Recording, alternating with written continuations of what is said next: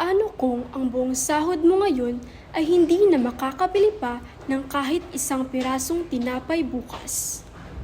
Inflation rate rose further to 8.7% in January 2023, the highest since November 2000. According to the Philippine Statistics Report, January's Tell us more, inflation please. Mga kababayan, taon-taon tumataas ang presyo ng mga bilihin. Tinatawag natin itong inflation. Halimbawa, ang isang sachet ng kape na 2 piso lang noon ay 4 na piso na ngayon. Pero, paano kung hindi na taon-taon ang pagtaas ng presyo ng mga bilihin? Paano kung araw-araw na? Dito pumapasok ang isang nakababahalang konsepto, ang hyperinflation. Ang hyperinflation ay isang malalang uri ng inflation kung saan ang presyo ay tumataas ng higit sa 50% kada buwan. Ibig sabihin, halos 1% o higit pa ang dagdag presyo araw-araw. Kung magpapatuloy ito ng ilang buwan, bumabagsak ang halaga ng pera. Ang sahod ng isang tao ay hindi na kayang habulin pa ang bilis na taas ng presyo. Ang 50% inflation kada buwan ay katumbas na mahigit 100 ulit na pagtaas sa loob ng isang taon at mahigit 2 milyon na beses sa loob ng 3 taon. Hindi lang presyo ng mga bilihin ang apektado ng hyperinflation, maraming aspeto ng ating ekonomiya at pamumuhay ang gumuguho. May tinatawag tayong shoe leather cost, kung saan ang mga tao ay napipilitang bawasan ang paghawak ng pera dahil ito ay nawawalan ng halaga. Ang mga negosyante, imbes na mag-focus sa produksyon at inobasyon, ay inuubos ang oras kakaisip kung paano maiwasang malugi dahil sa pagbago ng pera. Tumaas rin ang tinatawag na menu cost.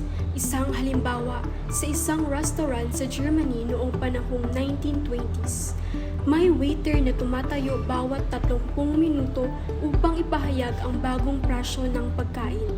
Ang pag-imprinta ng bagong menu, pag-update ng presyo, lahat ito dagdag gastos. At sa ganitong sistema, walang katiyakan ang bawat transaksyon. Apektado rin ang sistema ng pagbubuwis. Sa Pilipinas, may 3 hanggang 4 na buwang pagitan sa pagtatakda ng buwis at aktwal na bayad. Sa normal na inflation, maliit lang ang epekto nito. Pero sa hyperinflation, sa oras na matanggap ng gobyerno ang bayad, wala nang gaanong halaga ang perang iyon. Hindi biro ang araw-araw na stress at paghihirap na dulot ng hyperinflation. Ang pera na dapat imbakan ng halaga, panukat at kasangkapan ng palitan ay unti-unting nawawalan ng saysay. Pero paano nga ba ito nagsisimula at paano nga ba ito nagtatapos? Kapag ang sentral na bangko ay nag-iimpenta ng sobra-sobrang pera, tumataas ang presyo. Kapag napakabilis ng pag-impenta, ang resulta ay hyperinflation. Ano ang solusyon?